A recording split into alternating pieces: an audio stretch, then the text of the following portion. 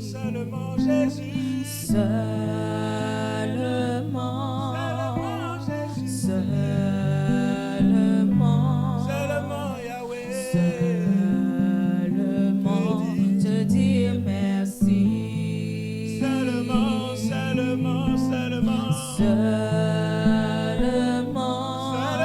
Yahweh. Seulement Jésus. Seulement te dire merci. Pour cette semaine, Seigneur, pour ta présence dans nos vies. Seulement Yahweh. Seulement Jésus. Seulement te dire merci. Seulement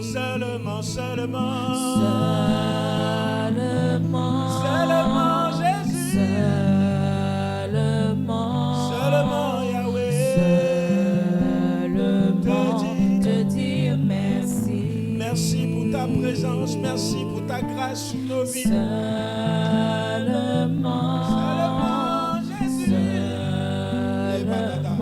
Seulement Jésus. Seulement Jésus. Te dire merci. Humblement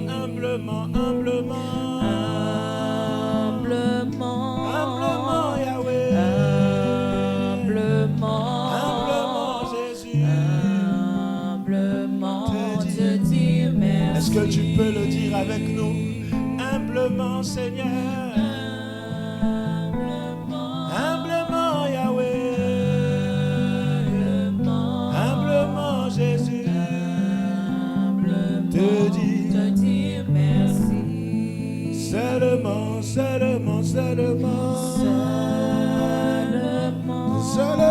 Yahweh. Seulement Jésus. Seulement te dire merci. Seulement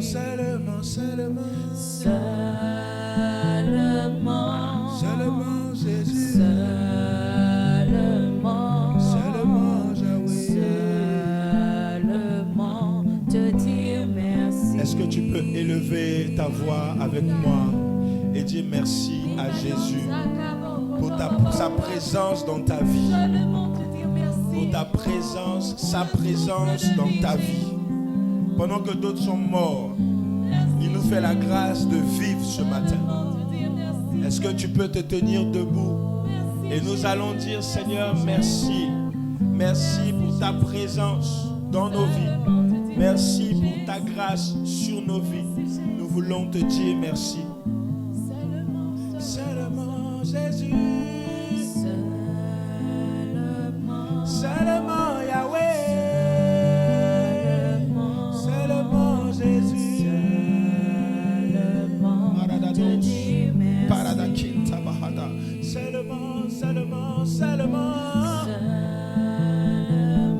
Seulement Jésus. Seulement Jésus. Les dados.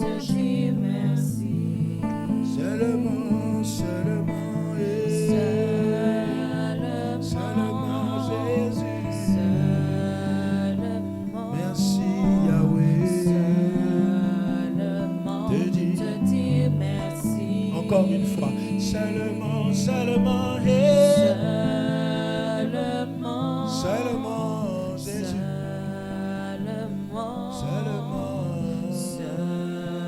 Seulement te dire merci. Éternel, nous bénissons ton nom. Merci pour ta parole ce matin.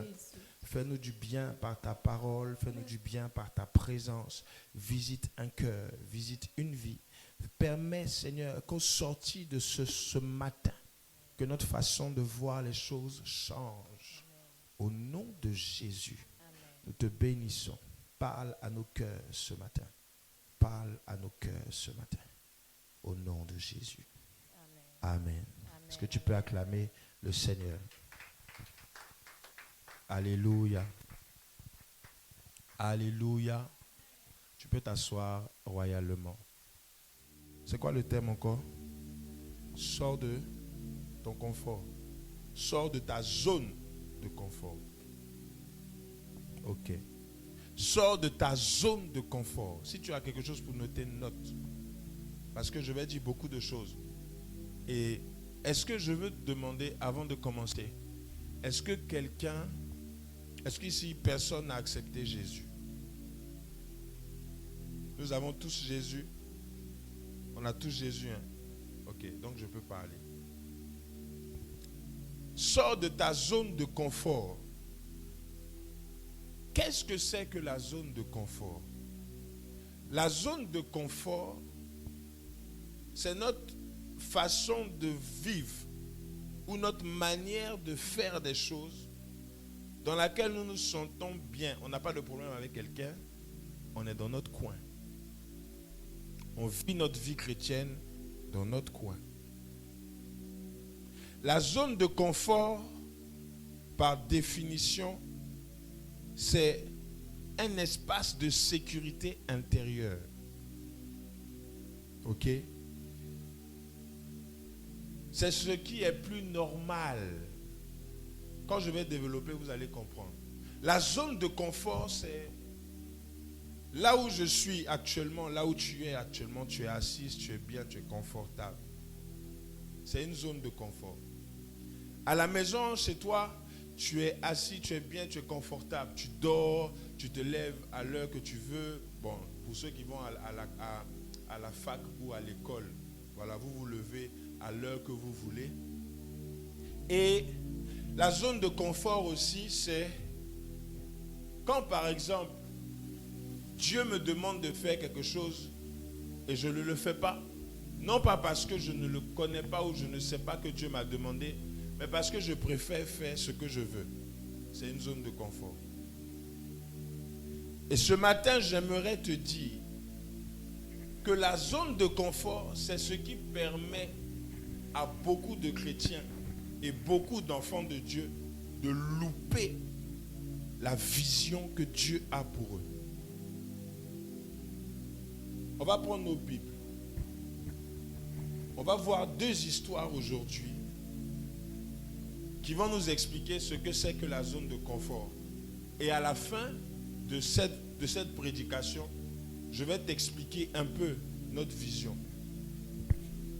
La vision de Mission Réveil International. Pourquoi il y a un gros coq noir derrière moi? Je vais vous expliquer aujourd'hui.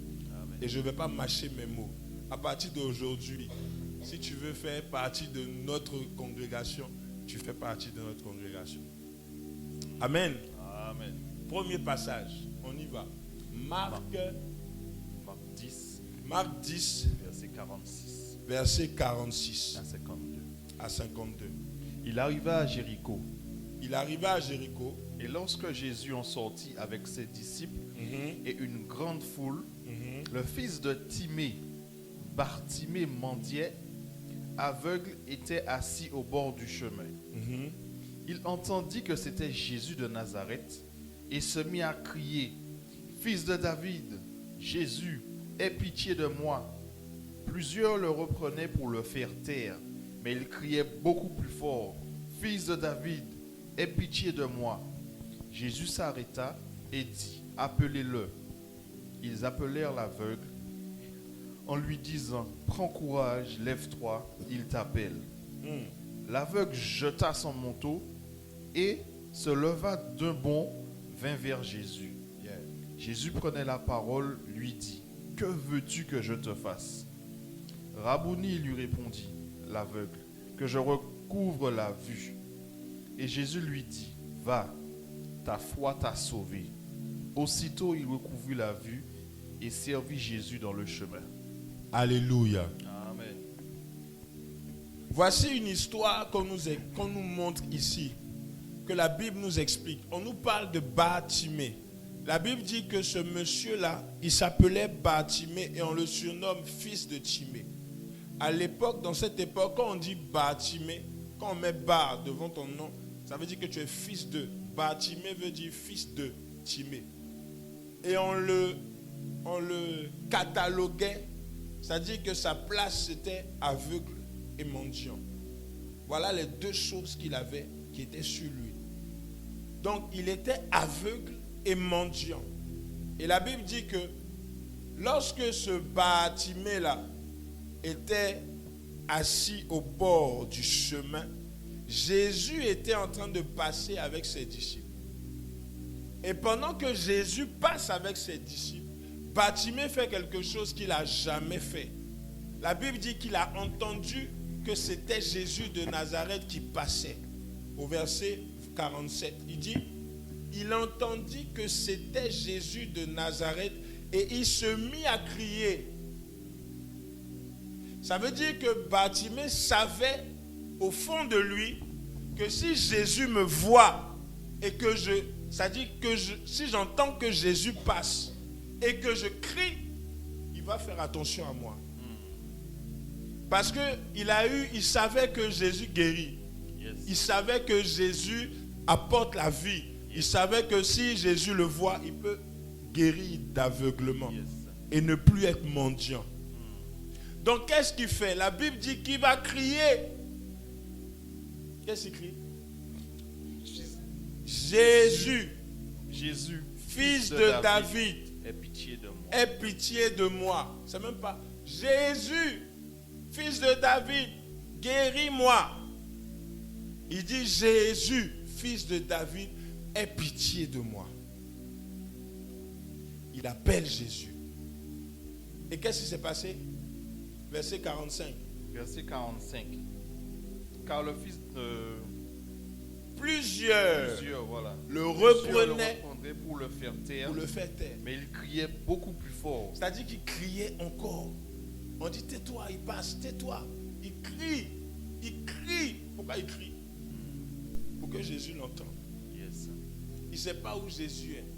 Fils de David, aie pitié de moi. On dit il crie et les gens disent tais-toi, tu parles trop, tais-toi, tu parles trop fort. Il crie encore plus fort. Parce qu'il n'en a rien à faire de ce que les gens pensent. Yes. Voilà une zone de confort. Et en France, on souffre de ça. C'est vrai. Quand on vient dans la présence de Dieu, on ne crie pas. On prie, on murmure. Et on se dit, la prière du murmure, là, Dieu va entendre. Très souvent, Dieu ne nous entend pas. Je vous dis la vérité. Que Dieu fasse grâce. Quand on va être plus nombreux, vous allez voir des choses. Comment? Très souvent, Dieu ne nous entend pas quand on ne prie pas. C'est-à-dire qu'on parle à l'intérieur, on prie mais on ne crie pas. On ne parle pas à voix haute. Et en France, on souffre de ça. Alléluia. C'est-à-dire que quand vous venez dans la présence de Dieu, Dieu doit sentir que vous êtes là. Le diable doit savoir que vous êtes dans la présence de votre Créateur. Donc qu'est-ce que je fais? Quand on me dit de prier, je prie. Quand on me dit de chanter, je chante. Je m'en fous du voisin. Yes. Bartimée, ils s'en foutaient de ce que les gens peuvent penser. Je suis venu chercher mon Dieu. Je veux qu'il me guérisse. On n'a pas les mêmes problèmes. Mon père spirituel dit, celui qui a trouvé et celui qui cherche n'ont pas la même manière de marcher. Ça veut dire que celui qui a trouvé Jésus et qui sait que même en parlant doucement, Jésus va m'entendre. Et celui qui n'a pas trouvé Jésus n'ont pas la même façon de prier. Je ne sais pas le problème que tu as, je ne sais pas. Ce qui se répète dans ta vie, je ne sais pas.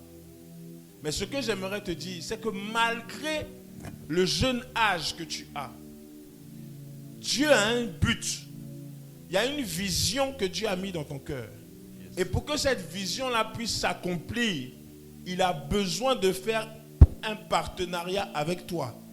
Mais le problème, c'est que nous ne voulons pas sortir de notre zone de confort. La zone de confort, c'est quoi? Dans cette histoire, lorsque Bartimée était assis, il mendiait. Sa zone de confort, c'était au bord du chemin. C'est-à-dire qu'il était là. Les gens passent, on lui donne l'argent. On lui donne l'argent, il garde. On lui donne l'argent. Après, il appelle un petit. Il va acheter du pain. Il va acheter du pain, il revient. Il mange. Bartimée était dans une zone de confort. Mais pour qu'il soit guéri, il fallait qu'il se lève et puis il crie Jésus, fils de David. Il n'appelle pas Jésus de Nazareth, fils de Marie. Il dit Jésus, fils de David. Il appelle par le nom dont il sait qu'il va faire quelque chose dans l'esprit de Jésus. Ça veut dire que Bartimée connaissait qui c'était. Yes. Alléluia. Amen. Bartimée savait qui il était. Et il fallait qu'il crie pour qu'il entende. Et il appelle par son nom d'un ancêtre, David. Quand vous regardez la généalogie de Jésus dans Matthieu 1, vous allez voir, Jésus descend de David. Après, dans la descendance de Jésus, c'est-à-dire dans la généalogie de Jésus, il y a une prostituée qu'on appelle Rahab. La prostituée là, son arrière-petit-fils, c'était Joseph ou Marie, entre les deux. C'est-à-dire Jésus descend tout droit de David. Et Bartimée savait que Jésus était le fils de Joseph et de Marie. Donc, je sais que David est quelqu'un de puissant. Donc, si je l'appelle par ce nom-là, ça va faire écho dans sa tête, il va venir vers moi. Donc, Bartimée l'a identifié. Quel est le nom par lequel Jésus s'est révélé à toi? Ça fait combien de temps tu es chrétienne? Tu es chrétienne, ça fait longtemps. Mais quel est le nom même toi qui me regardes, quel est le nom par lequel Jésus s'est révélé à toi? Et c'est ce nom-là que tu dois utiliser pour qu'il t'entende quand tu pries. Alléluia. Jésus a plusieurs noms. Emmanuel, on dit encore Jésus est Dieu. On sait que Jésus est Dieu puisque la Bible nous dit que Jésus est Dieu. Amen. La Bible explique par A plus B que Jésus est le Fils de Dieu. Quelqu'un qui est le Fils de Dieu, il a les attributs de Dieu en lui. Ça veut dire qu'il est Dieu. Alléluia. Donc Jésus est Dieu. Donc Bartimée l'appelle. Mais regardez, il y a une autre chose que Bartimée fait. Il ne fait pas que crier. Il crie. Quand Jésus dit, la Bible dit au verset 49, Jésus s'arrêta. C'est-à-dire qu'il marche, il y a des gens qui le suivent, Bartimée au fond là-bas. Et puis Bartimée crie, Jésus, fils de David. Jésus marche. Et puis à un moment donné, il s'arrête. Il se retourne. Il dit, appelez-le. Yes. Il y avait du monde. Hein. Il dit, appelez le gars qui m'appelle. Donc, on va le chercher. On dit quoi? Verset 49. Jésus s'arrêta et dit, appelez-le. Ils appelèrent l'aveugle et lui disent, prends courage, lève-toi, il t'appelle. Lève-toi, il t'appelle. Et verset 50 maintenant. L'aveugle jeta son manteau. Qu'est-ce qu'il a fait? Il jeta son manteau. Il a jeté son manteau. Et puis, il se leva d'un bond. Il se lève. Et puis, il va vers Jésus. Il va vers Jésus. Zone de confort. Dis avec moi, zone de confort. Zone de confort. Le manteau est une zone de confort. L'habillement, c'est une zone de confort. Yes. Souvent, on s'habille, on vient à l'église, on nous voit, on est bien habillé. Ok? Quand l'adoration monte, on ne peut même pas se mettre à genoux. Bon, ici, au moins, on est bien. On a un tapis, donc ça va, on peut se coucher même. Dans d'autres églises, il n'y a que du sable. On est bien habillé, on vient à l'église. Et quand l'adoration monte, je veux tellement adorer mon Dieu que je fais attention à ma zone de confort qui est mon habillement. Donc je ne peux même pas me mettre à genoux, même me coucher. Il y a un problème. Ça veut dire que nous ne vivons pas bien notre vie chrétienne. La zone de confort doit sortir. Première zone de confort, Bartimée jette son manteau, il se lève et il le suit, c'est ça? Yes. Il jette le manteau, il se lève et il suit. Il va vers Jésus. Voici ce qu'un enfant de Dieu normal fait. C'est-à-dire qu'il jette ce qui est plus cher. Et je l'ai dit la dernière fois, ce qu'il a de plus cher, il le met de côté. Son habillement, il le met de côté. Sa façon d'être, il met ça de côté. Quand il vient dans la présence de Dieu, on ne le reconnaît pas.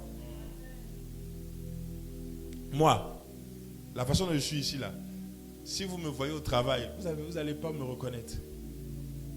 Je suis quelqu'un de différent. La dernière fois, quelqu'un m'a dit, ah, mais on t'a vu sur YouTube. Je ne savais pas que tu prêchais comme ça. Tu dis des choses tellement intéressantes. C'est où ton église? Et je lui ai dit où on était. Il dit, à Bourg, c'est loin, mais je vais venir. Il dit, ok, je t'attends. On est là de toute façon. Parce que quand je suis avec eux, je ne montre pas cette facette de qui je suis réellement. C'est-à-dire la facette où on doit voir le pasteur à tous les... Parfois, l'excès de zèle fait que même quand vous êtes dehors, vous voulez montrer que vous connaissez. Non. Il faut être humble. Ça dit que tu sais au fond de toi qui est Jésus pour toi. Vous savez, la zone de confort, si on ne la quitte pas, le problème, c'est que Dieu ne va jamais nous exaucer. La prière que tu as au fond de toi, si tu ne sors pas de la zone de confort, Dieu ne va pas t'exaucer. Pour que Bartimée puisse avoir la guérison, il fallait qu'il jette son manteau, tout ce qui l'entourait, c'est-à-dire tout ce qui était zone de confort pour lui. Il abandonne ça et puis il se lève, il suit Jésus. Dis à celui qui est à côté de toi, sors de ta zone de confort. Sors de ta zone de confort. Dis encore, sors de ta zone de confort. Sors de ta zone de confort. Oui, les amis, il faut sortir de la zone de confort. Une autre zone de confort, que moi j'appelle ça, peut-être par ignorance. On nous dit par exemple que on vient dans la présence de Dieu. Je ne parle pas pour vous qui êtes là. Hein. Je ne parle pas pour vous qui êtes là. Je parle en général parce que je suis suivi par des caméras. On nous dit par exemple, on vient dans la présence de Dieu et le culte est à 8h00. On commence à 8h00. Et je m'amène à 9h, une heure après. Ça veut dire que je suis en train de dire à Dieu que je suis dans une zone de confort. Lorsque je suis au travail, à mon travail, je ne peux pas me permettre de venir en retard. La dernière fois que je suis arrivé, on commence à 8h30. La dernière fois que je suis arrivé à 8h33. 33. Ma chef m'a fait ça. 3 minutes seulement. Elle m'a fait ça. Elle m'a regardé d'un regard. J'ai compris. Ça veut dire que même au travail, on ne peut pas venir en retard. Ça veut dire que même dans la présence de Dieu, on ne doit pas être en retard. Voilà une autre zone de confort, le retard. Donc, première zone de confort, pour ceux qui notent. La première zone de confort, c'est l'habillement. Dans la présence de Dieu, je viens dans la présence de Dieu et mon habit ne me permet pas de me prosterner, de me coucher. Bartimée a jeté. La deuxième zone de confort, c'est crier dans la présence de Dieu. Savoir prier avec force et lever la voix. Donc, crier et lever la voix. Savoir parler à Dieu quand on prie. Seigneur, tu es mon Dieu. Tout à l'heure, on a fait prière de combat, on a chassé les démons. Les esprits mauvais qui nous fatiguent, les esprits des familles. On va revenir dessus. Alléluia. Amen. Donc, la zone de confort, c'est prier calmement. C'est une zone de confort. Et en France, on souffre de ça. Troisième zone de confort. Donc, j'ai dit l'habillement. J'ai dit quoi? L'habillement, le retard. Le retard. Être en retard dans la présence de Dieu, c'est une zone de confort. Et lorsque Jésus va le rencontrer, Jésus va lui poser la question, mais que veux-tu que je fasse pour toi? C'est ça, non? Verset 51. Jésus, prenant la parole, lui dit, quand Bartimée vient devant lui, il pose la question encore, que veux-tu que je fasse pour toi? Pourtant, tu me vois, je suis aveugle, mendiant, je suis aveugle, je ne vois pas. Mais Jésus lui pose encore la question. Tu m'as appelé, tu veux quoi? Ça veut dire que souvent, même dans notre façon de prier, on doit être précis sur ce qu'on veut que Dieu fasse avec nous et pour nous. Jésus lui dit, que veux-tu que je fasse? Et il lui dit, je veux voir, que je recouvre la vue. Et Jésus ne prie pas pour lui. Jésus dit, va, ta foi t'a sauvé. Il est parti, il a vu. Donc pour que Bartimée puisse être guéri, pour que Bartimée puisse recevoir l'exaucement à sa prière, il fallait qu'il quitte une zone de confort. La première zone de confort qu'il a quittée, c'était l'habillement. Il a jeté son manteau, il s'est levé et il allait vers Jésus. Yes. Ton habillement ne doit pas t'empêcher d'adorer Dieu. Lorsque je viens dans la présence de Dieu, je m'en fous de celui qui est à côté. Même mon épouse qui est là, je dis, quand on vient dans la présence de Dieu, c'est chacun pour soi, Dieu pour tous. Amen. Donc chacun est dans son côté, on adore Dieu. Si tu es vrai, Dieu te voit. Si tu es faux, Dieu te voit. Alléluia. Amen. Donc il jette le manteau, il crie, fils de David, aie pitié de moi. Il va vers Jésus. Et Jésus lui dit, que veux-tu que je fasse? Et il est précis sur ce qu'il demande. Et Jésus lui accorde la vue. Alléluia. Amen. Voilà la première histoire par rapport à la zone de confort. On va lire une deuxième histoire. Jean 5, verset 1 Jean 5, le verset 1 à 15. à 15. Après cela, Suivez-moi, hein. C'est un petit peu long. Si vous avez votre Bible, regardez en même temps. Et on lit l'histoire. Vas-y. Amen. Après cela, il y eut une fête des Juifs et Jésus monta à Jérusalem. Or, à Jérusalem, près de la porte des brebis, il y a une piscine qu'on appelle en hébreu Bethesda et qui a 5 portiques. Sous ces portiques étaient couchés un grand nombre de malades, des aveugles, des boiteux, des paralytiques qui attendaient le mouvement de l'eau. Car un ange descendait de temps en temps dans la piscine et agitait l'eau. Et celui qui y descendait le premier, après que l'eau avait été agitée, était guéri, quelle que fût sa maladie. Là se trouva un homme malade depuis 38 ans. Jésus l'ayant vu coucher et sachant qu'il était malade depuis longtemps, lui dit, « Veux-tu être guéri ?» On pose encore la question. Le malade lui répondit, « Seigneur, je n'ai personne pour me jeter dans la piscine quand l'eau est agitée. Et, pendant que j'y vais, un autre descend avant moi. » « Lève-toi, lui dit Jésus, prends ton lit et marche. » Aussitôt cet homme fut guéri, il prit son lit et marcha. C'était un jour de sabbat. Les Juifs dirent donc à celui qui avait été guéri, « C'est le sabbat. Il ne t'est pas permis d'emporter ton lit. » Il leur répondit, « Celui qui m'a guéri m'a dit, prends ton lit et marche. » Ils lui demandèrent, « Qui est l'homme qui t'a dit, prends ton lit et marche ?» Mais celui qui avait été guéri ne savait pas qui c'était, car Jésus avait disparu de la foule qui était en ce lieu. Il ne connaissait pas Jésus. Différent de Bartimée. Continue. Depuis, Jésus le trouva dans le temple et lui dit, « Voici, tu as été guéri, ne pêche plus de peur qu'il ne t'arrive quelque chose de pire. » Cet homme s'en alla et annonça aux Juifs que c'était Jésus qui l'avait guéri. Maintenant, il sait qui c'est. Tu es avec moi? Tu vas rester avec moi sur l'histoire. Yes. Alléluia. Amen. Voilà une deuxième histoire. La Bible nous présente quelqu'un qui est malade depuis 38 ans. On ne nous dit pas qu'il est né avec la maladie. On nous dit qu'il est malade depuis 38 ans. Ce n'est pas 1 an. Ce n'est pas 2 ans. Qui a 30 ans ici? Qui a plus de 30 ans? Ok. Voilà. 38 ans. Ce n'est pas une petite vie. Et le monsieur est malade, il est couché au bord d'une piscine qu'on appelle comment? Bethesda. Et dans cette piscine, quelque chose se passe. On dit autour, il y avait des malades, plein de malades, des aveugles, des boiteux, toutes sortes de maladies. Et tout le monde était au bord de la piscine. Mais pourquoi? Qu'est-ce que vous faites au bord de la piscine? La Bible dit quoi? Ils attendaient le mouvement de l'eau. Pourquoi? Car un ange descendait et guérissait le Parce qu'il y avait un ange qui descendait et qui touchait l'eau. Et un ange descendait et ceux qui plongeaient en premier étaient guéris. Celui qui plongeait dans l'eau en premier était guéri. Yes. On dit quoi ensuite? Là se trouvait un homme malade. Ok, là on parle de l'homme qui était malade. Yes. Donc cet endroit était mystérieux. L'ange descend, touche l'eau. Le premier qui descend, il est guéri. Donc si le premier descend, il est guéri. Le deuxième qui descend, il n'est pas guéri.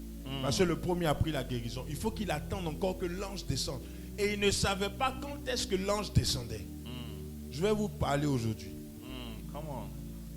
Vous savez, 38 ans de maladie, c'est 38 ans de souffrance. Yes. Le monsieur est peut-être à 14 ans, il est devenu paralysé. 14 ans, prenons ça comme exemple. Ou bien à 10 ans, ou à, je ne sais pas, à 20 ans.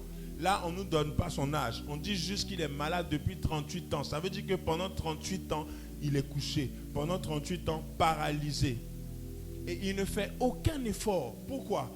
Parce que quand Jésus va le rencontrer, regardez avec moi. Jésus le rencontre au verset 6. La Bible dit que Jésus l'ayant vu couché. Le monsieur n'est pas assis. Quand tu es paralysé, normalement, tu peux être assis aussi. Mais il est couché. Et quand il est couché, on le descend. Ça, c'est le paralytique de la dernière fois. Là. Yes. Lui, on le descendait par le toit pour que Jésus le voie. Mais là, la Bible dit que le monsieur est couché. Et Jésus le voit couché. Yes. La zone de confort. Dis avec moi la zone de confort. La zone de confort. Et qu'est-ce qui se passe? Jésus l'ayant vu coucher, sachant qu'il était malade depuis longtemps, Jésus savait qu'il était malade depuis très longtemps. lui dit, veux-tu être guéri? On lui pose la question, est-ce que tu veux être guéri? Pour la suite par rapport à ce que j'ai dit, la zone de confort, quand je suis couché dans la présence de Dieu. Être couché dans la présence de Dieu, ça veut dire quoi? Est-ce que ça veut dire que je dors? Non. Être couché dans la présence de Dieu, ça veut dire que je suis là, j'attends que le temps passe, que je rentre chez moi. Être couché dans la présence de Dieu, c'est quoi? Je suis assis, pendant que tout le monde prie, je suis là. Il y en a souvent, j'ai vu quelque chose, ça m'a choqué dans une église. J'étais allé visiter une église. Dans la même église, les gens sont sur Facebook, ils scrollent. Ou Instagram, ils scrollent. Pendant la parole, pendant l'adoration, c'est-à-dire ils sont dans une zone de confort. Ils n'ont pas de problème. Et ici en France, c'est ce qu'il y a. Malheureusement, on n'a pas de problème. Quand on vient dans l'église, on est distrait par autre chose. Le monsieur là, la Bible dit que Jésus l'a vu coucher. Et Jésus lui dit, est-ce que toi tu veux être guéri? Vrai. Est-ce que tu veux être guéri? Parce que l'état dans lequel tu es, tout le monde est au bord de la piscine. Toi tu es là, mais tu es couché. Et la Bible dit, l'ayant vu coucher, Jésus lui dit, est-ce que tu veux être guéri? Ensuite, le malade lui répondit. Le malade il répond, Seigneur, je n'ai personne pour me jeter dans la piscine quand l'eau est agitée. De vous à moi, est-ce que c'est la question que Dieu lui a demandé? Non. Est-ce que tu veux être guéri? Oui. Est-ce que tu veux être guéri? Non. C'est une question simple, avec une réponse simple. Mais la suite nous révèle que le monsieur était dans une zone de confort. Je suis bien là, je regarde l'ange. Il touche l'eau. Même si je ne vais pas, ce n'est pas grave. Un jour, quelqu'un va me pousser. Mais je suis là, je ne bouge pas. C'est-à-dire qu'il ne faisait aucun effort pour aller vers l'ange, pour aller vers l'eau. Est-ce que vous êtes là? Yes. Le monsieur fait aucun effort pour se rouler et pour aller tomber dans l'eau. On lui demande, est-ce que tu veux être guéri? Il dit, non, je n'ai personne pour aller me jeter dans l'eau. C'est ça, hein? Yes. Continue. Alors, je n'ai personne pour me jeter dans la piscine quand l'eau est agitée. Quand l'eau est agitée. Et pendant que j'y vais, un autre descend avant moi. Et pendant que j'essaie d'aller, il y a un autre qui descend avant moi. Donc là où je suis fatigué. Voilà les chrétiens aujourd'hui. Nous sommes dans les églises, ça fait longtemps que nous sommes dans les églises. Et on n'a pas de résultat, on n'a pas d'exaucement à notre prière. Et le problème, c'est que malgré qu'on n'a pas d'exaucement à notre prière, on a les bras croisés. Il y a un langage que Satan a mis dans l'église. Écoutez ça, ça vient de la parole de Dieu. Le diable connaît la Bible. Si la prophétie tarde, attends-la. Elle s'accomplira certainement. Un jour, je vais vous dire ce qu'il y a dans ce verset. Si la prophétie tarde, attends-la. Donc le monsieur, il attendait. L'ange descend, touche l'eau. Le premier, c'est-à-dire, c'est la vitesse. Le premier qui saute dans l'eau, il est guéri. Toi, tu es couché. Si la prophétie tarde, attends-la. C'est-à-dire, je suis dans la présence de Dieu, j'attends la prophétie en restant comme ça, sans rien faire. J'attends. De vous à moi, est-ce que Dieu guérit comme ça? Non. Bartimée n'a pas attendu que Jésus revienne le guérir. Bartimée s'est levé, il a fait des choses. Le monsieur là, pour qu'il soit guéri, c'est pour ça que Jésus lui demande, est-ce que tu veux vraiment être guéri, toi? Pour qu'il soit guéri, il fallait qu'il aille vers l'eau. Mon ami, même si tu es paralysé, tu es couché, essaie de rouler. Vous n'allez pas me dire qu'il était tétraplégique. Non, c'est différent. Yes. Quelqu'un qui est tétraplégique, on sait qu'il ne peut pas bouger. Lui, il faut le bousculer. Mais lui, il est paralysé, paralytique. Ça veut dire qu'il est perclus des pieds. Donc, en haut, là, ça bouge. Non, il pouvait se rouler. Et puis se mettre au bord de l'eau et regarder l'ange. Dès que l'ange descend, il saute, il est guéri. Mais il ne fait pas ça. Il est couché. La zone de confort, elle est dangereuse. On peut rester là, on attend la prophétie. Pendant 50 ans, on meurt sans exaucement d'une prophétie. Allez voir dans les cimetières, il y a beaucoup de personnes qui sont mortes. Ils n'ont pas accompli leur vision. Leur vision est morte avec eux.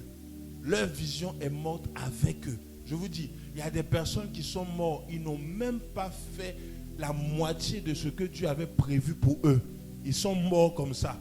Parce qu'ils sont allés dans un langage. Si la prophétie tarde, attends-la. Il y a une dame au Nigeria, une maman, une chantre qui est décédée. Elle est décédée pourquoi? Son mari l'a frappée. Et parce qu'on lui a dit à l'église, le divorce là, c'est pas de Dieu. De vous à moi, soyons honnêtes, soyons vrais. Hein? Je vous parle comme un grand frère aujourd'hui, pas comme un pasteur. Quelqu'un qui me tape, tu es marié avec une personne. Dans le mariage là, c'est l'amour. On ne se frappe pas. Mais il te tape jusqu'à il te blesse, il t'envoie à l'hôpital. Tu ressors de l'hôpital, tu repars dans le même foyer. Parce qu'on t'a dit, ah ça m'énerve, parce qu'on t'a dit à l'église que non, on ne divorce pas. Et quelqu'un qui ne m'aime pas, vous voulez que je reste avec lui, pourquoi? La personne est restée, elle est morte. C'est-à-dire qu'elle n'a même pas accompli sa vision. Elle est partie avec une vision. Si elle avait, par exemple, si Dieu avait prévu qu'elle soit dans des stades, qu'elle aille au Zénith. Vous connaissez Dena Moana? Aujourd'hui, Dena Moana est connue dans le monde entier. Elle a accompli sa vision. Yes. Mais elle a un bon mari. Il y a une autre là, Deborah Lukalu. Elle, son mari, il y a une sextape qui est sortie. Dans tout le monde entier, on lui a dit tout ce qu'il fallait. Elle a pardonné son mari, elle est retournée dans son foyer. Son mari aujourd'hui est sage. Alléluia. Amen. La Bible est vraie. La vie chrétienne, elle est vraie. Seulement, on a peur de sortir d'une zone de confort. Alléluia. Amen. On est chrétien depuis des années. Et c'est ce que je dis dans mon émission LCH. On est chrétien depuis des années. Ça fait des années, on fait la même prière. Ça fait des années, on prie de la même façon et on espère avoir des mêmes résultats. Ce n'est pas possible. Le monsieur là, qui était à la piscine, il était couché. Jésus le guérit. Il lui dit, qu'est-ce que tu veux? Il explique tout ça. Jésus dit, bon, lève-toi. Prends ton lit. Va dans ta maison. Et il s'est levé, il est parti. Il n'a pas attendu quelque chose d'autre. Parce qu'il a reçu sa guérison. Alléluia. Mais il y a quelque chose dans ce passage que je veux vous dire. Le ministère des anges. Lorsque Jésus passe, Jésus ne dit pas aux malades, l'ange là, c'est moi, je suis là, c'est moi qui les envoie. Donc ne t'occupe pas de ça. Ça va s'arrêter. Jésus lui dit, lève-toi, prends ton lit et marche. Et Jésus continue. C'est ça, hein? Yes. Jésus continue son chemin. Il n'arrête pas le ministère de l'ange là. Il n'arrête pas ça. Mais nous, dans nos églises aujourd'hui, malheureusement, les anges, on ne les voit plus. La piscine de Bethesda, aujourd'hui, elle existe encore en Israël. Vous allez en Israël, on va vous montrer, voilà la piscine là. Il n'y a plus l'eau dedans, c'est sec. Voilà ça qui est là. L'ange ne descend plus. Parce que le ministère des anges, on a rangé ça dans un placard. Et l'église a dit que le ministère des anges n'est plus d'actualité. C'est faux. Hein? Il existe encore aujourd'hui. Les anges travaillent encore aujourd'hui. Seulement, on ne sait pas. Et j'ai dit, c'est parce que tu n'as jamais entendu parler d'un ange que tu ne vois pas les anges. Le jour où tu vas entendre parler d'un ange, tu vas le voir. Alléluia. Amen. Moi, quand j'ai rencontré mon père spirituel, le visionnaire de cette maison, quand je l'ai rencontré, il y a une chose qui m'a marqué chez lui, c'est l'aspect du surnaturel. Parce que on ne peut pas vivre un Dieu mort. Je suis chrétien et je vis la vie chrétienne avec un Dieu mort. C'est-à-dire un Dieu qui ne touche pas, qui ne se manifeste pas. On ne le voit pas à l'œil nu. On prie seulement. On fait le jeûne d'Esther, 3 jours, sec. Même pour un mariage, on jeûne. On fait des jeûnes terribles. Mais on ne voit aucun résultat. Et on nous dit, si la prophétie tarde, attends là. Eh Seigneur, que Dieu nous aide. Amen. Jésus n'a pas arrêté le ministère de l'ange à la piscine de Bethesda. Le malade devait sortir de sa zone de confort pour être guéri. Jésus lui dit, sors de là. Tu n'es pas né pour être paralytique. Lève-toi, prends ton lit, va dans ta maison. Il s'est levé, il est parti. Il ne savait même pas qui c'était. Il rencontre Jésus, il ne sait pas qui c'était. Et après, Jésus va le rencontrer dans le temple. Et Jésus va l'enseigner. Ça veut dire que tu peux avoir les gens qui étaient autour de la piscine là, ils ne connaissaient pas Dieu. personne ne connaissait Jésus. Ils voyaient juste les anges descendre. Ça veut dire qu'ils croyaient à l'ange qui descend, mais ils ne connaissaient pas Dieu. Ça veut dire que tu peux être enfant de Dieu chrétien. Tu ne connais pas Dieu, mais tu vois des anges. Et c'est quand tu vas connaître Dieu que Dieu va développer maintenant, va t'expliquer ce que tu vois tout le temps depuis des années. Alléluia. Amen. Dis avec moi, sors de ta zone de confort. Sors de ta zone de confort. Dis, je sors de ma zone de confort ce matin. Sors de ma zone de confort ce matin. Alléluia. Amen. Est-ce que la parole te fait du bien? Yes. Acclame le Seigneur.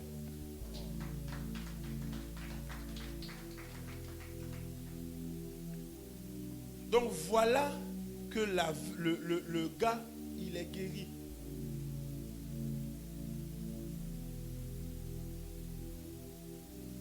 Il est guéri. Et le ministère de l'ange continue. Pendant qu'il part dans sa maison, l'ange va descendre derrière lui. Il y a quelqu'un d'autre qui va être guéri. Jésus n'a pas arrêté le ministère des anges. Yes. Donc ne nous dites pas qu'on doit arrêter le ministère des anges. C'est une zone de confort. C'est-à-dire que quand les gens nous disent non, jeûne, prie, ça va aller. Dieu va faire, prie, jeûne. C'est une zone de confort dans laquelle ils veulent te mettre. Et je vais arriver dessus dans la conclusion. Amen.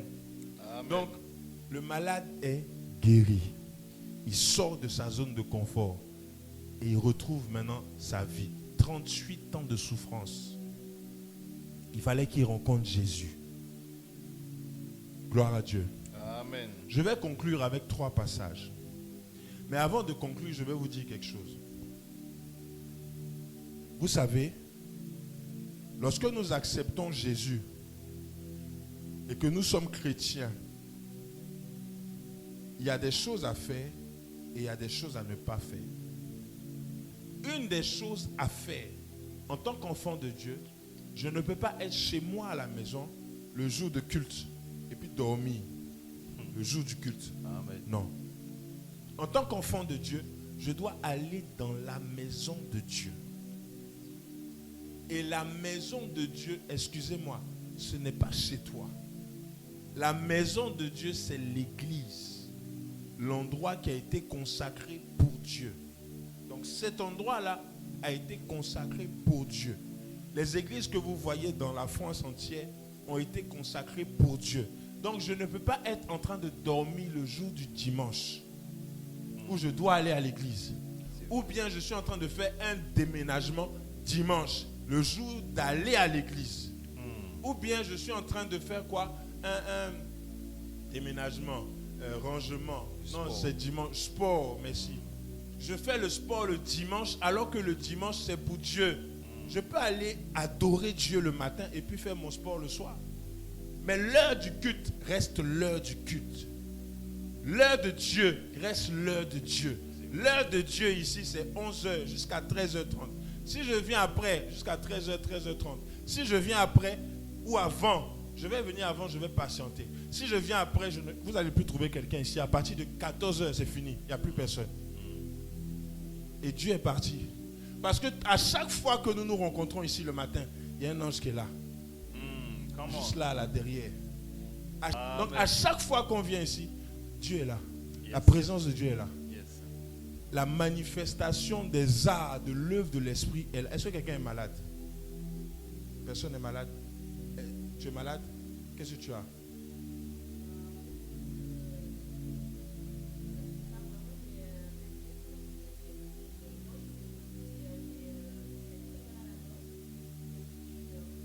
Je vais prier pour toi. Quand on va finir, je vais prier pour toi. Ok? Ça va aller. Dieu va te guérir. Tu fais des examens? Est-ce que tu as vu un médecin par rapport à ça? Ok. Je vais prier pour toi aujourd'hui, tout à l'heure. Tu ne vas plus vomir ou quoi cracher. Ça va finir aujourd'hui même. Amen. Vous allez voir Dieu à l'œuvre dans vos vies. Amen. Moi, j'aime mettre Dieu au défi. Et ici, à la MRI, on est comme ça. Yes. Ok? Nous revenons au passage. Donc, j'étais en train de dire que la zone de confort est une zone qui t'empêche de voir Dieu à l'œuvre. Yes. Maintenant, je vais vous expliquer ce qui nous fatigue dans notre tête. C'est dans notre tête, ça nous fatigue. Quand je vais finir d'expliquer ça, soit tu me suis, tu nous suis ici à la MRI, soit tu ne viens plus. Je vais prendre un risque ce matin. Parce qu'il faut que notre vie chrétienne change. Moi, je suis fatigué de vivre la même chose avec Dieu. Il faut vivre des expériences. Quelqu'un ne peut pas dire je connais Dieu et puis tu n'as aucune expérience surnaturelle avec Dieu. C'est pas possible. C'est pas possible. Autrement dit, la Bible n'existe pas. On perd notre temps. Mais si Dieu existe, le créateur du ciel et de la terre, celui qui détient le souffle de l'homme, s'il existe vraiment, on doit le mettre à l'épreuve par rapport à ce qu'il dit dans sa parole. Alléluia. On va prendre maintenant le premier passage. 1 Corinthiens. 1 Corinthiens 3. 1 Corinthiens 3. 1 Corinthiens 3, chapitre 3, 1 à 2. verset 1 à 2. Écoutez avec moi. Pour moi, frère, Paul parle à l'église de Corinthe. ce n'est pas comme à des hommes spirituels que j'ai pu vous parler. Il leur dit, je ne vous parle pas à des hommes spirituels, mais je vous parle, vas-y. Je vous parle comme à des hommes charnels, comme à des enfants en Christ. Continue. Yes. Je vous ai donné le lait, non de la nourriture solide, car vous ne pouvez pas le supporter et vous ne pouvez même pas à présent parce que vous êtes encore charnel. Vous ne pouvez pas supporter ce que je vais vous dire parce que vous êtes encore Charnel. Ça s'arrête là. Yes. Paul parle à l'église de Corinthe. Qui connaît l'église de Corinthe? Qui a déjà entendu parler? Ok. Je vais vous faire vite faire une histoire rapide. L'église de Corinthe est une église où, dans cette église-là, les gens avaient des dons spirituels. Ils priaient, mais le problème c'est qu'ils vivaient mal. Le père couchait avec sa fille couchait avec le père, la maman couche avec son fils, elle va avec son neveu. C'était un désordre absolu dans l'église. Mais l'onction était là. Ça veut dire que tu peux avoir l'onction, les dons, et puis être dans le péché. Et puis l'onction travaille toujours. Mais Dieu t'a abandonné depuis longtemps. Donc, il est dans l'église de Corinthe. Paul arrive. Et puis Paul dit, ce n'est pas à des hommes spirituels que je vous parle. Je vous parle à des enfants en Christ. À des enfants de Dieu. Et je vous ai dit la dernière fois que être un enfant de Dieu, là, il y a beaucoup de choses à abandonner. Et Paul dit, je vous parle à des enfants de Christ, pas à des hommes spirituels, parce que je sais que vous ne pouvez pas supporter la nourriture solide. Lis-moi le verset 2. Je vous ai donné du lait, non de la nourriture solide. Paul dit, je vous ai donné du lait et non de la nourriture solide parce que vous ne pouvez pas la supporter. Parce que vous ne pouvez pas la supporter. Ça veut dire que Paul était en train de trier ce qu'il enseignait aux gens. Parce qu'il sait qu'il y a ce qu'on appelle la nourriture solide. Quand tu es un enfant de Dieu, on te donne le lait. Le lait. Et puis après tu grandis. Et à un certain âge, on te donne la nourriture solide. C'est pas moi qui dis, c'est écrit là. Ça veut dire qu'il y a ce qu'on appelle le lait. Et puis il y a ce qu'on appelle la nourriture solide. Les deux choses différentes. Et ici à la MRI, on enseigne la nourriture solide. Après avoir enseigné le lait pendant un temps. Le lait c'est quoi? Hébreux 6. Je ne t'ai pas donné je crois. Non hein? Non, je n'ai pas eu. Je ne t'ai pas donné. Je crois que c'est Hébreux 6. Allons-y dans Hébreux 6. Hébreux 6. Vous savez, la parole de Dieu explique tout. Okay. C'est juste que souvent, on n'a pas les bons versets. Hébreux 6, combien? Hébreux 6, verset 1. Ok.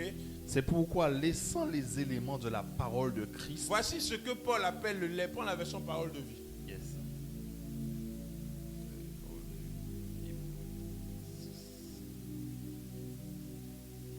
Voilà ce que Paul appelle le lait. Quand vous venez à Jésus, vous êtes tous chrétiens, donc je peux dire ça. Quand vous venez à Jésus, premièrement, on vous donne le lait. Yes. Le lait, c'est quoi? Les premières leçons sur le Christ. Les premières leçons sur le Christ. Yes. Ensuite, alors je vous lis le verset. C'est pourquoi laissons derrière nous les premières leçons sur le Christ. première leçon. Et Passons à un enseignement d'adulte. Passons à un enseignement d'adulte. Autrement dit, passons à la nourriture solide. Continue. Ne revenons pas sur ce qui fait la base de cet enseignement. Ne revenons pas sur ce qui fait la base de l'enseignement de Christ, c'est-à-dire L'abandon des actions qui conduisent à la mort. l'abandon des actions qui conduisent à la mort. Voilà le lait qu'on est en train d'expliquer. Écoutez-moi, hein. Voilà le lait que la Bible explique. Les actions qui conduisent à la mort. Quelles sont les actions qui conduisent à la mort? Le péché. Donc, la sanctification, parce que la sanctification, c'est les actions qui conduisent à la mort. On te dit, il ne faut pas faire ça, parce que si tu fais ça, tu vas mourir. C'est-à-dire que tu vas être éloigné de Dieu. Donc la sanctification, c'est vivre une vie sainte devant Dieu. Quand tu viens à Christ, premièrement, on te parle de la sanctification. Comment? Ensuite, on te parle de quoi? La sanctification, la foi en Dieu. La foi. On t'explique ce que c'est. Troisièmement, les baptêmes. On te donne ce que c'est que le baptême. Qui n'est pas baptisé ici? Ok. Toi aussi. Tu es baptisé? Oui, je sais. Donc, on va faire ici le baptême bientôt. Je vais commencer à faire des cours de baptême ici. Je vais vous expliquer. Continue. Donc, le baptême. Reprends au début. C'est pourquoi? C'est pourquoi. Laissons derrière nous les premières leçons sur le Christ. Les premières leçons sur le Christ. Et passons à un enseignement d'adulte. Passons à un enseignement d'adulte, à la nourriture solide. Yes. Ne revenons pas sur ce qui est fait à la base de cet enseignement. On ne doit pas revenir sur les anciennes choses là, c'est-à-dire l'abandon des actions qui conduisent à la mort. La sanctification, la foi en Dieu, la foi, les baptêmes, le baptême, l'imposition des mains. L'imposition des mains, c'est-à-dire tu pries pour quelqu'un, tu veux m'imposer les mains rapidement là, c'est pas bon. Hein? Ça, on explique ça au début. Yes. Ensuite, le réveil des morts. Le réveil des morts. Et le jugement définitif. Non, Jésus revient bientôt. Donne ta vie à Jésus, sinon tu vas aller en enfer. On te parle l'enfer. Voilà ce que la Bible dit. Ce n'est pas moi qui dis, c'est écrit dans vos Bibles. Que ça, c'est le lait. Come on. C'est les premières leçons. Donc si je suis enfant de Dieu, je suis dans une église, et toi qui me regardes, et dans mon église, on enseigne le lait. Du 1er janvier au 31 décembre, on m'enseigne la sanctification. Je vais être un chrétien qui ne veut pas bien grandir. Je vous dis la vérité. Comment? C'est vrai. Si dans mon église, on m'enseigne l'enfer du 1er janvier, je ne dis pas qu'on ne doit pas enseigner ça. On doit enseigner ça au début. Mais quand tu as fini de passer, tu passes à un autre enseignement. Yes.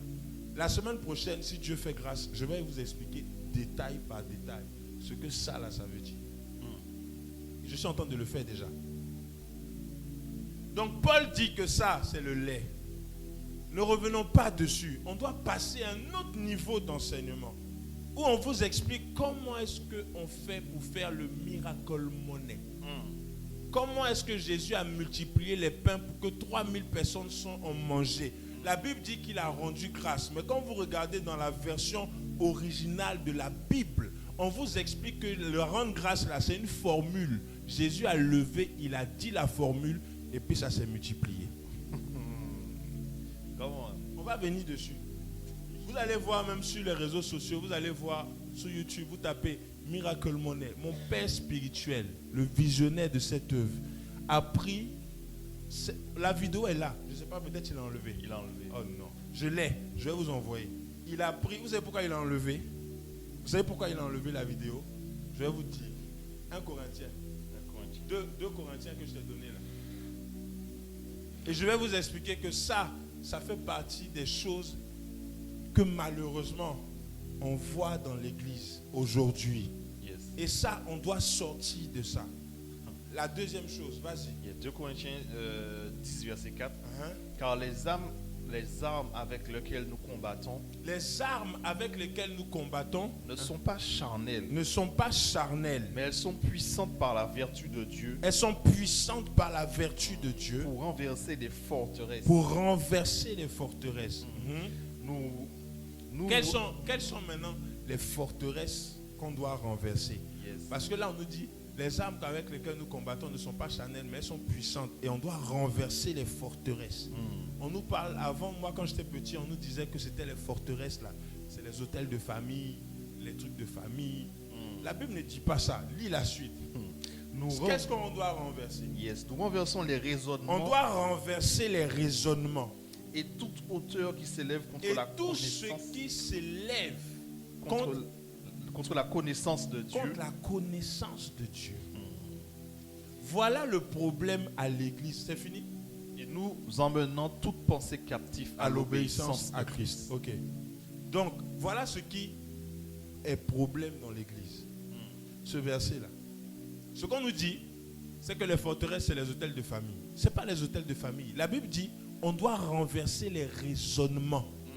Et le raisonnement fait partie des éléments qui empêchent Dieu de se manifester de façon surnaturelle. Come on.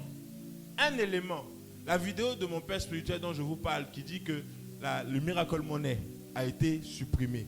Il a pris une affiche. Il y a quelqu'un qui est venu dans l'église. Cette personne est venue dans l'église à Abidjan parce que cette personne avait un problème de loyer, beaucoup de problèmes financiers. Et Dieu dit à mon père spirituel, l'homme l'a fait le venir devant. Il le fait asseoir. On dit, qu'est-ce que tu as? Il explique le problème. Et il dit, mon père spirituel lui dit, donne-moi ce que tu as dans ton portefeuille.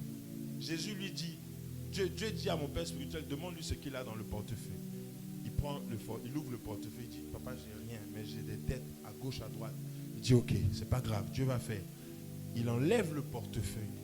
Il ouvre le portefeuille, il voit des affiches, les flyers là, de l'église. Il dit, c'est tout ce que j'ai dans le portefeuille. Mon père spirituel prend le flyer. Il demande à 4 personnes. Parce que si c'est lui, il fait, on va dire que c'est la magie. La vidéo, là, je vais vous envoyer ça. Il demande à 4 personnes de venir là. Donc les 4 personnes viennent. Mon père spirituel dit, avec cette affiche, il monte à la caméra. De cette affiche, vous allez voir un miracle aujourd'hui. Jésus va faire de cette affiche-là des billets d'argent. Il donne au premier, il dit, il commence à frotter. La première personne commence à frotter. Il donne à la deuxième personne, il dit, passe à l'autre. La troisième personne frotte, il passe à l'autre. Quatrième personne frotte, on revient encore. Première personne frotte. Deuxième personne, vous savez qui c'était? À Constant. Pour ceux qui nous connaissent. À Constant est resté à l'église jusqu'à aujourd'hui. Il est devenu assistant de Daddy après ce miracle. Yes. Donc il fait. Le premier refait. Et quand le premier frotte, il y a quelque chose qui apparaît dans le frottage. C'est-à-dire qu'on avait mis de l'huile sur l'affiche. Donc pendant qu'il frotte, l'affiche se décompose. Et pendant que ça se décompose, pouf, les billets d'argent sont sortis dans la décomposition de l'affiche. Je vais vous envoyer la vidéo, vous allez voir. Maintenant, mon père spirituel a enlevé ça des réseaux sociaux. Pourquoi? Parce qu'on a dit que c'est un magicien. Yes. Parce que les gens ne savent pas que Jésus est capable de faire ça. Pour eux, ça, c'est le diable. C'est que le diable qui fait des choses. Si Dieu nous fait grâce, je vous dis, dans cette église-là, on va voir des choses extraordinaires. Amen. Premier miracle, je vais prier pour toi. Et puis après, Dieu va faire. Ce n'est pas nous qui faisons, hein. C'est Dieu. Il a donné ça à l'église Emery. Des miracles authentiques. Un jour, il a prié pour une femme qui avait un bras court, le bras poussé. Mais il faut que nous sortons de notre zone de confort. La dernière zone de confort dans laquelle ce que je veux vous dire, c'est le raisonnement. Ton raisonnement peut être une zone de confort. C'est-à-dire que tu raisonnes tellement sur les choses de Dieu, tu te dis, mais est-ce que c'est vrai? Est-ce que, si dans la Bible, voilà comment est-ce que vous pouvez juger une église. Et je vous donne la permission de le faire, parce que la Bible nous dit qu'on va juger les anges. Tant que tout ce qui est dit dans une église vient de la Bible, l'église n'est pas dans l'erreur. Vous m'écoutez? Yes. Tant que ce que la personne dit est biblique, c'est vérifiable, l'église n'est pas dans l'erreur. Yes. Alléluia. Amen. L'église n'est pas dans l'erreur. Et nous, on nous maintient dans le lait. Alors que Dieu dit, la Bible dit qu'on doit passer à la nourriture solide. Ça veut dire qu'on progresse avec Dieu. On ne régresse pas. C'est fatigant de voir que chaque dimanche, on me prêche la même chose. Ma vie est toujours la même chose. dans des églises, bon, je ne dis pas que les églises sont mauvaises, non. Je dis juste qu'il faut qu'ils améliorent, ils aillent un peu plus loin. Parce que Jésus n'est pas venu simplement nous donner la sanctification, le jeûne, la prière et quoi la foi. Tout ça là. Jésus a donné ça au début. Mais après, Jésus développe un passage. Un jour, Paul rencontre des gens. Et pendant qu'il discute avec des gens, il y a une vipère qui monte sur le bras de Paul. C'est dans la Bible. Hein? Vous connaissez l'histoire, non? Un jour, on va lire ça. Paul fait ça. La vipère tombe dans le feu. Il n'a même pas eu peur. On dit, on prend le mouchoir, on met sur Pierre, et puis on va mettre ça sur un malade. Et le malade est guéri. Ça là, on ne voit plus ça de nos jours dans l'église. Il y a un problème. Yes. Amen. Amen. Sortons de notre zone de confort. La zone de confort peut être le raisonnement. Le raisonnement. On raisonne trop sur ce que Dieu est capable de faire. Est-ce que Dieu est capable de faire? Est-ce que ça c'est vraiment Dieu? Est-ce que ça c'est Dieu? Je vous dis, Dieu est capable de tout faire. La seule chose, c'est qu'on ne lui donne pas la possibilité de le faire. La Bible dit qu'il a donné la terre au Fils des hommes. Yes. Le ciel, c'est pour lui. Donc Dieu ne peut pas agir sur la terre s'il n'y a pas quelqu'un qui dit Seigneur, descends. Come on. Alléluia. Amen. Dieu ne peut pas agir sur la terre si on ne lui dit pas viens te manifester, Saint-Esprit de Dieu. C'est vrai. Lorsque Paul parle des dons spirituels dans 1 Corinthiens 12, à la fin, Paul dit je vous montrerai la voie par excellence. Ça veut dire qu'il n'y a pas simplement les dons spirituels. Il y a autre chose derrière les dons spirituels. Et un jour, on va lire ça. Paul était en train de parler de ce que je vous parle depuis, le ministère des anges. Bien-aimé, sors de ta zone de confort. Et lorsque tu sors de ta zone de confort, tu vois Dieu dans un autre niveau. Dieu est devenu trop fort. Il y a des choses que Dieu fait. Le miracle monnaie que je vous dis là, vous allez voir les marabouts, les gens qui sont du côté du diable. Ils font ça rapidement. Il y a un portefeuille qu'on appelle portefeuille magique. Qui a déjà entendu parler de ça? Nous tous on connaît ça. Les gens prennent le portefeuille magique, le gars il met ça dans un coin, un truc bizarre, ça ressort plein de billets de banque. Et puis on te dit, ça là tu dois finir ça le même jour. Et puis on enlève 1 an sur ta vie. Quand tu finis ça maintenant, tu as fini de dépenser. Miracle monnaie qu'on t'a fait là, c'est parti comme ça, fia. Le monsieur que je vous ai dit dans l'église qui a eu le miracle monnaie, il a payé toutes ses dettes. Parce que de ça là, du frottement là, 100 000 francs CFA sont sortis dedans. Ça lui a permis de payer toutes ses dettes. Il devait 3 mois de, je sais pas, 3 mois de loyer ou quoi. Il a payé tout. Il a tout réglé. Donc Dieu est capable. Et puis les gens ont dit, non, est-ce que ça là, c'est vraiment Dieu? Est-ce que le gars, le papa Daddy Dolski là, est-ce qu'il ne peut pas refaire encore? Le miracle monnaie a été fait pour une circonstance. Quand Jésus a multiplié les pains, c'était pour une circonstance. Ce n'est pas pour tout. Alléluia. Ce n'est pas tout le temps on fait. Parce qu'il y a des choses derrière. Jésus a multiplié le pain une seule fois. 3000 personnes. Vous vous rendez compte? 3000 personnes ont mangé du pain et du poisson. Au début, il y avait 5 pains et 2 poissons. Jésus lève. Il fait la prière. Il dit distribuer. Tout doit finir. Que rien ne se perde. Ils ont tous mangé. Et ça là, le diable utilise la même chose. Parce que Satan sait. Miracle monnaie là, il sait que Dieu est capable de faire ça. Et le diable n'a rien créé. Et c'est ce que je dis. Le diable n'a rien créé. Rien. C'est ce qu'on dit ici à l'église. MRI là, c'est ça que je vous dis. Satan n'a rien créé. Yes. Tout ce que Satan fait, il a vu ça chez Dieu. Il a copié ça chez Dieu. Parce qu'il était l'ange de lumière. Donc il voyait Dieu faire. Vous vous souvenez de Moïse? Lorsque Moïse est venu chez Pharaon, avec le bois. Avant ça, Dieu dit à Moïse, jette ton bois. Il jette, ça devient serpent. Pourquoi est-ce que Dieu lui donne un bois qui jette et puis ça devient serpent? Parce que chez Pharaon, là-bas, il y a des gens qui font ça. Donc pour les gagner, il faut que tu sois supérieur à eux. Je te donne ce bâton. Et c'est sur les réseaux sociaux. Un jour, j'ai parlé, sur YouTube, un jour, j'ai parlé du père de Moïse. J'ai expliqué d'où venait ce bâton. Le bâton, là, c'est le même bâton que Adam avait, que Dieu lui a donné. c'est le même bâton qui est parti chez Abraham. Après Abraham, non, d'abord Noé. Après Noé, c'est parti chez Abraham. Ça s'est circulé jusqu'à ce que ça s'est retrouvé en Égypte. Le même bâton était avec Jéthro. Jéthro qui était un des gardes de Pharaon. C'est-à-dire qu'il était parmi les conseillers de Pharaon. Alléluia. Qu'est-ce qui se passe? C'est bon? Alléluia. Alléluia. Amen. Donc la vie chrétienne, c'est une vie surnaturelle. Yes. Je ne peux pas être enfant de Dieu et ne pas vivre Dieu. Non, non, non. Je refuse ça. Je ne peux pas être enfant de Dieu et puis ne pas vivre Dieu. Il faut que quand je vais travailler là, l'ange est là. Ou bien je dors. Je peux vous expliquer. Comment? Est-ce que vous me permettez de vous dire quelque chose? Mon père spirituel, j'ai tellement de témoignages sur lui que...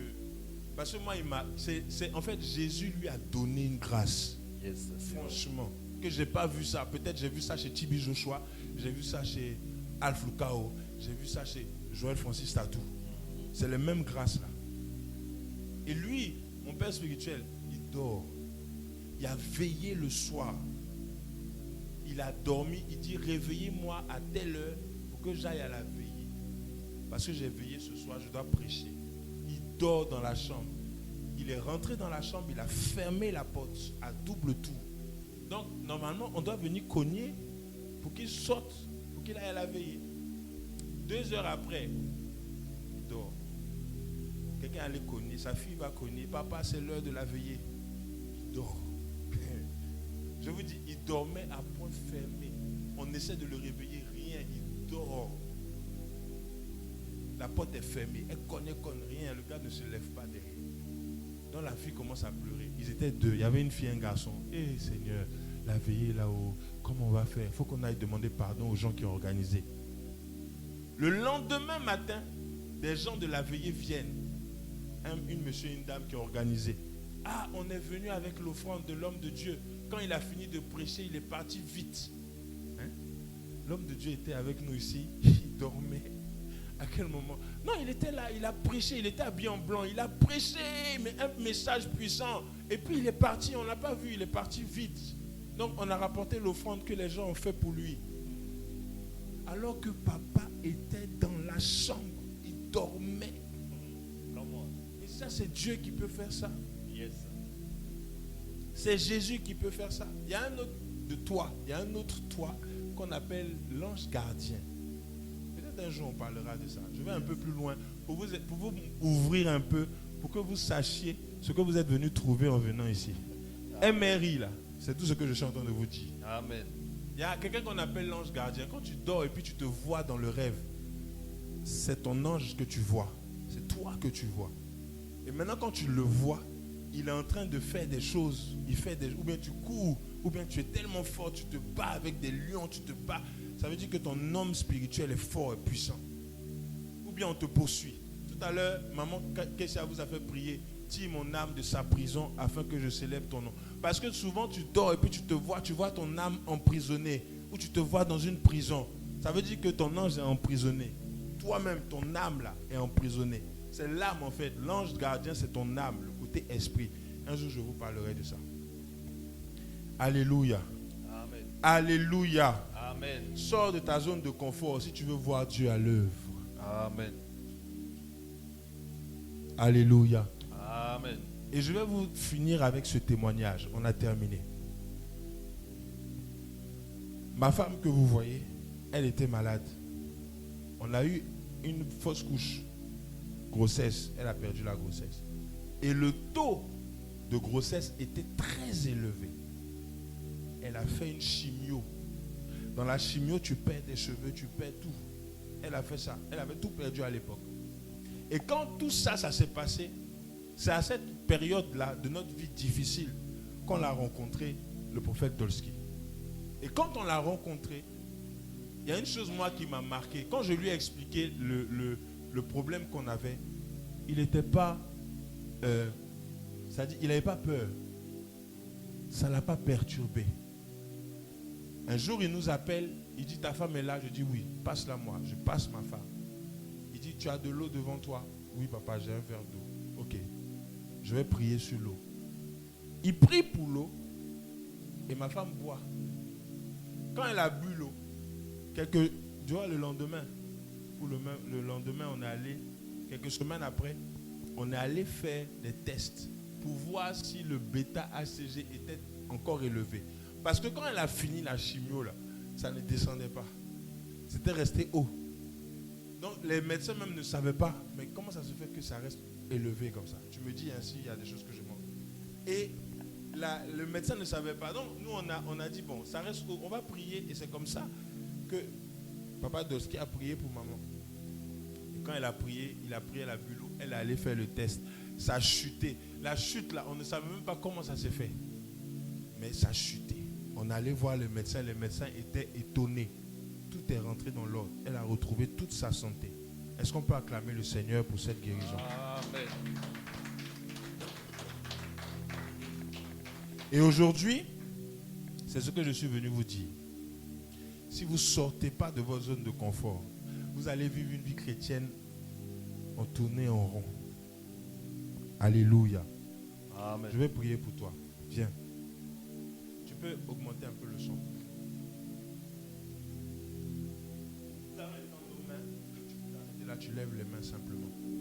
Nous allons étendre nos mains sur notre soeur. On va dire à Dieu, Seigneur, guéris-la. Nous croyons en la guérison instantanée, que Dieu la guérisse. Quand elle va aller ce soir, elle ne va plus vomir. Demain, elle ne vomit pas, elle mange correctement, tout se passe bien. Élève ta voix et prie avec moi. Lebada Shantoro do Bokinta. Lebrado Santa Bahada. Shadabadado Sitekere de Bekinta Radado Santovaha. Seigneur, je veux chasser toute maladie dans ce corps, toute forme de maladie, quel que soit ton nom, tu entends le son de ma voix. Je t'ordonne de la quitter maintenant, au nom puissant de Jésus, que plus jamais tu ne reviennes, que plus jamais tu ne reviennes dans ce corps, que sa vie soit libre au nom de Jésus de Nazareth. Qu'elle soit libre au nom de Jésus de Nazareth. Seigneur, je prie par la puissance du nom de Jésus et sous l'onction de mon Père spirituel, je déclare la vie dans ce corps. Je déclare la vie dans ce corps. Je déclare la vie dans ce corps. Je déclare la vie dans ce corps au nom puissant de Jésus. Qu'elle soit libre, libérée au nom de Jésus. Merci Seigneur. Merci Seigneur. Merci Seigneur. Merci Jésus. De la guérir, de la guérir. Au nom de Jésus. Amen. C'est fait. Tu vas rendre témoignage. Tu remarques que tout va bien. Tu as mon numéro?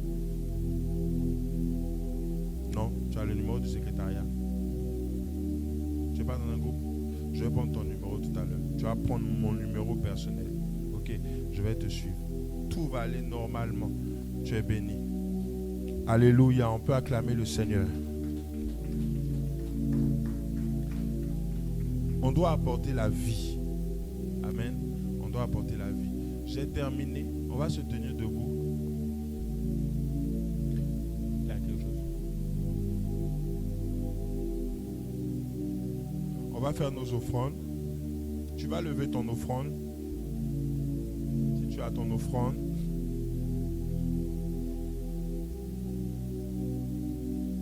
Une autre chose aussi que j'aimerais dire à la MRI, ce que nous faisons.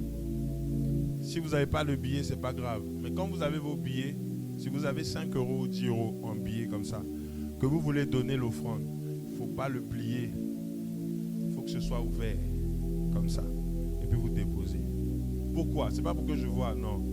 C'est par respect de ce que Dieu nous a donné. On ne froisse pas le billet. On le déplie et on le dépose. Ok? Si vous avez des pièces, ce n'est pas grave. Mais si vous avez des billets que vous venez faire des offrandes, que ce soit aujourd'hui ou les dimanches, il faut que ce soit ouvert. Alors, vous pouvez faire vos offrandes. Merci Seigneur de bénir ces offrandes. Merci pour ta fidélité au nom de Jésus. Pour ceux qui l'ont. Ok. Alors, on va lever les mains. Oui. Ah oui, la semaine prochaine, tu peux baisser. La semaine prochaine, j'ai pas compris.